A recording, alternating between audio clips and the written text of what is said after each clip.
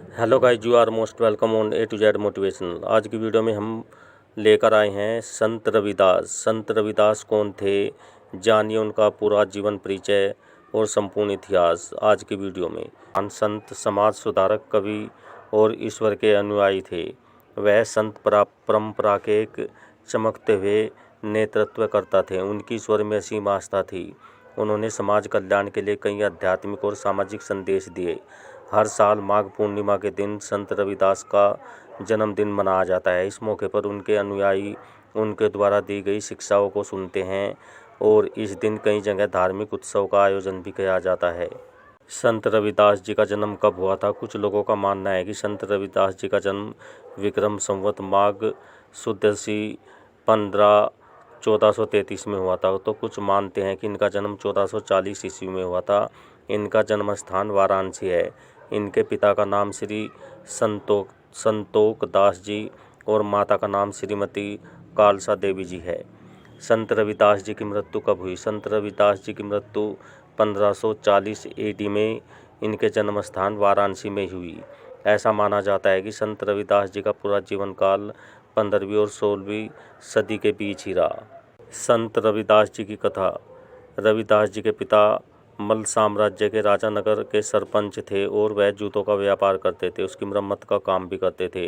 कहा जाता है कि बचपन से ही रविदास जी बेहद बहादुर और ईश्वर के बड़े भक्त हुआ करते थे, लेकिन उन्हें अपने जीवन काल में उच्च जाति के द्वारा उत्पन्न भेदभाव की वजह से काफ़ी संघर्ष करना पड़ा और उत्पीड़ना भी झेलनी पड़ी।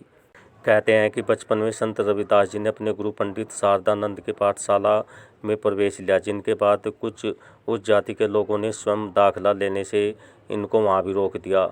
हालांकि पंडित शारदा जी ने महसूस किया कि रविदास कोई सामान्य बालक नहीं बल्कि ईश्वर के द्वारा भेजी गई संतान है।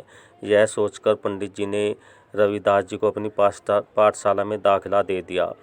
रविदास जी बहुत ही तेज होनहार थे। पंडित शारदानंद उनसे और उनके व्यवहार से काफ़ी प्रभावित हुए।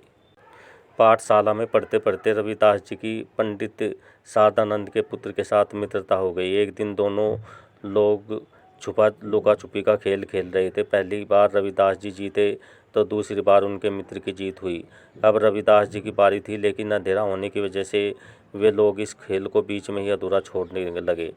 दोनों को खेल आगे जारी रखने के लिए अगली सुबह का इंतजार करना पड़ा। सुबह रविदास जी खेलने के लिए आए, लेकिन उनके मित्र नहीं आए। लंबे समय तक इंतजार करने के बाद वह अपने उसी मित्र के घर गया और उसने देखा कि उसके मित्र की मृत्यु हो चुकी है। उसके बाद उनके गुरु ने संत रविदास को अपने बेटे की लाश के पास पहुंचाया। वहां पहुंचने पर रविदास जी ने अपने मित्र के कान में कहा कि उठो, ये सोने का समय नहीं है दोस्त, ये तो लुका छिपी खेलने का समय है। कहते हैं कि रविदास के शब्द सुनते ही उनके मित्र फिर से जी उठे। इस आश्चर्यजनक पल को देखकर हर कोई हैरान हो गया। इस तरह से अपने चमत्कारों के कारण धीरे धीरे संत रविदास लोकप्रिय हो गए। कहते हैं भगवान के प्रति रविदास जी के असीम प्रेम और भक्ति के कारण वे अपने पारिवारिक व्यापार से नहीं जुड़ पाए। इसी के कारण उनके पिता ने उनका विवाह कम उम्र में जल्दी ही कर दिया, जिसके बाद उन्हें एक पुत्र की प्राप्ति हुई। लेकिन शादी के बाद भी रविदास सांसारिक मोह में न बन सके। यह देखकर उनके पिता ने रविदास जी को सांसारिक जीवन निभाने के लिए बिना कुछ मदद किए अपने परिवार और पारिवारिक संपत्ति से बिल्कुल अलग कर दिया। इस घटना के बाद रविदास जी अपने घर के पीछे रहने लगे, पूरी तरह से सामाजिक कार्य में लग गए। रविदास जी भगवान के भक्त थे। वे भगवान की पूजा करते थे। विभिन्न स्वरूपों जैसे राम, रघुनाथ, राजा रामचंद्र, कृष्ण, गोविंद आदि के नामों का प्रयोग करते थे। अपनी भावनाओं को उजागर करते थे। इसके बाद गुरु रविदास जी द्वारा बेगमपुरा शहर को बसाया गया। रविदास जी ने अपनी कविताओं में इस शहर को एक आदर्श के रूप में प्रस्तुत किया, जहाँ पर उन्होंने बताया है कि ये एक ऐसा शहर है जो बिना किसी दुख, दर्द या डर के, और यहाँ एक ज़मीन है जहाँ सभी लोग बिना किसी भेदभाव के रहते हैं। मीराबाई से उनका जुड़ाव। संत रविदास जी को मीराबाई के आध्यात्मिक गुरु कहा जाता है। मीराबाई राजस्थान के राजा की पुत्री और चित्तौड़ की रानी थी।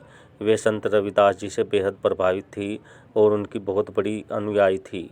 अपने गुरु के सम्मान में मीराबाई ने ये बात कही, गुरु मिलिया रविदास जी, दीनी ज्ञान की गुटकी, चोट लगी निज नाम हरि के मारे हृदय खिटकी।